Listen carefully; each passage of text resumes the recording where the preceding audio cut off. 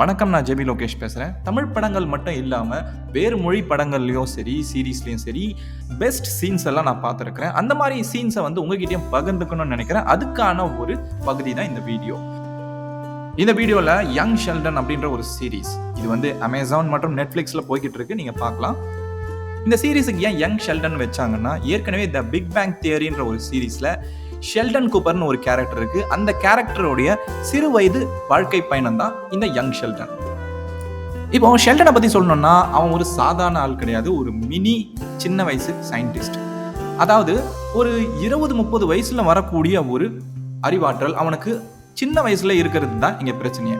ஆனா அப்படிப்பட்டவன் இந்த ஒரு சாதாரண உலகத்துல நம்மள மாதிரி ஒரு நார்மலான சொசைட்டிக்குள்ள வாழ முடியுமா? அப்படி வாழ நினைச்சானா அவன் என்னென்ன மாதிரியான விஷயங்களை எதிர்கொள்ள வேண்டியது இருக்குன்றது தான் காமெடியா கலந்து இந்த சீரீஸ்ல சொல்லியிருப்பாங்க. அறிவியல் உண்மையை மட்டுமே நம்பிக்கிட்டு இருக்க நம்மளுடைய ஷெல்டனுக்கு கடவுள் நம்பிக்கை சுத்தமா கிடையாது. ஆனா அவனுடைய அம்மா மேரி அப்படியே அவனுக்கு ஆப்போசிட். அவங்க முழுக்க கடவுளை மட்டுமே நம்புறவங்க. ஒரு சின்ன தவறை செஞ்சா கூட உடனே கடவுள்கிட்ட மன்னிப்பு கேட்கிற அளவுக்கு கடவுள் மேல அவ்வளோ ஒரு பயபக்தி. தினமும் சர்ச்சுக்கு போற நம்மளுடைய மேரி ஒரு நாள் அவங்க பகுதியில 16 வயசு ஒரு பொண்ணு ஆக்சிடென்ட்ல இறந்து போற விஷயத்த கேள்விப்படுறாங்க. இது அவங்களுக்கு ஒரு பெரிய அதிர்ச்சியவே கொடுத்துடுது. ஒரு சின்ன பொண்ணுக்கு இந்த வயசுல ஏன் இப்படி நடக்கணும்? அவங்க அம்மா அப்பா அவளை நினைச்சு எவ்வளவு வருத்தப்படுவாங்க? இந்த மாதிரி பல கேள்விகள் அவங்க மனசுல வர கடைசியில கடவுள் இருக்கிறாரா இல்லையான்ற ஒரு கேள்வியே அவங்க மனசுல வருது. எப்பயும் சிரிப்போட கலகலன்னு சர்ச்சுக்கு போயிட்டு வர தன்னுடைய அம்மா திடீர்னு மனசு உடைஞ்சு இருக்கிறத பார்க்குறான் ஷெல்டன்.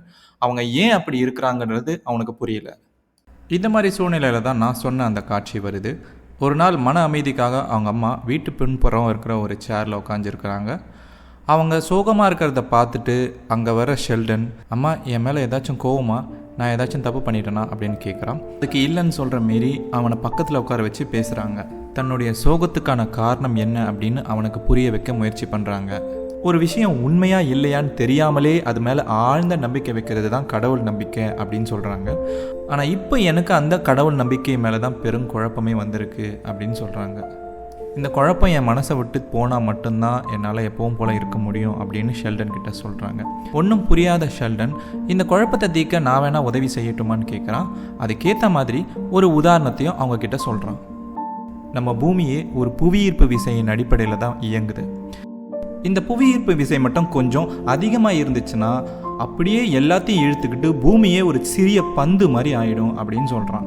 அதே நேரத்தில் இந்த புவியீர்ப்பு விசை கொஞ்சம் லேசாக இருந்தாலும் நம்மளை விட்டு விண்வெளியில் எல்லாமே பறந்து போயிடும் அப்படின்னும் சொல்கிறான்.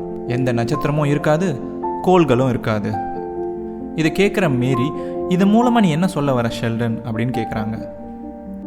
இந்த புவியீர்ப்பு விசையை யாரோ சரியான நிலையில் வச்சிருக்கிறதால தான் இந்த உலகமே சரியாக இயங்கிட்டு இருக்கு. அப்படி இல்லைன்னா ஒரு உயிர் கூட இந்த பூமியில் வாழ முடியாது அப்படின்னு சொல்கிறான்.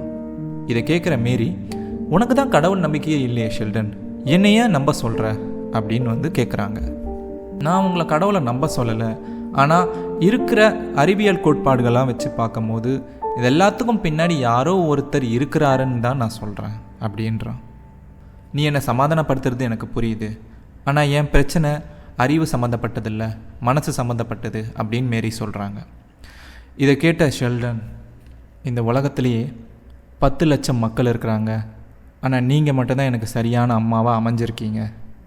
இதுக்கும் யாராவது ஒருத்தர் காரணமாக தானே இருக்க முடியும். ஒருவேளை அவர் இல்லைன்னா என்ன நடந்திருக்குன்னு யோசிச்சு பாருங்க அப்படின்னு ஷெல்டன் சொல்ல, அவங்க அம்மா மேரி உடனே அவனை கண் கலங்கி அரவணைச்சிக்கிறாங்க. கடவுளே, எனக்கு ரொம்ப நன்றிப்பா, எனக்கு இந்த மாதிரி ஒரு பையனை கொடுத்ததுக்கு அப்படின்னு சொல்கிறாங்க.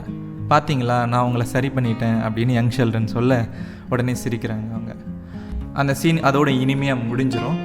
இந்த சீனை பார்க்கும்போது வாழ்க்கை மேலேயும் கடவுள் மேலேயும் நம்பிக்கை எழுந்தவங்களுக்கு கூட ஒரு புது நம்பிக்கை கிடைச்சிரும். அந்த மாதிரி ஒரு சீனாக தான் இது இருக்கும். அண்ட் அது மட்டும் இல்லாமல் இந்த சீன் முடிஞ்ச உடனே இந்த வளர்ந்துருக்கிற ஷெல்டனுடைய வாய்ஸ் ஓவர் ஒன்று வரும். அதில் எங்கள் அம்மா கடவுளுக்கும் சேர்த்து நன்றின்னாங்க, ஆனால் எங்கள் அம்மாவை நான் தானே சரி பண்ணேன், அதனால் கடவுளுக்கும் சேர்த்துலாம் பங்கு கொடுக்க முடியாது அப்படின்னு காமெடியாக சொல்லி முடிப்பார். ஸோ அந்தளவுக்கு கடவுள் மேலே ஒரு நம்பிக்கை இல்லாத ஷெல்டன் கூட தன்னுடைய அம்மாவுக்காக இறங்கி கடவுளுக்கான ஒரு புது அர்த்தத்தை கொடுக்குற சீன்ஸ் நிறையவே இந்த சீரீஸில் நடக்கும்.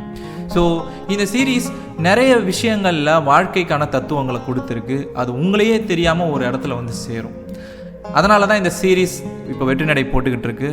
அது மட்டும் இல்லாமல் இதே மாதிரி நிறைய சீன்ஸ் இருக்குது. அது எல்லாத்தையுமே இனி வரும் வீடியோவில் முடிஞ்சால் நான் உங்ககிட்ட ஷேர் பண்ணுறேன். இந்த வீடியோ எப்படி இருந்தது இந்த வீடியோ கீழே வந்து கமெண்ட் பண்ணுங்கள். அண்ட் இதே மாதிரி வேறு ஏதாச்சும் உங்களுக்கு சீரிஸ் தெரிஞ்சாலும் அதையும் கமெண்ட் பண்ணுங்கள். நன்றி.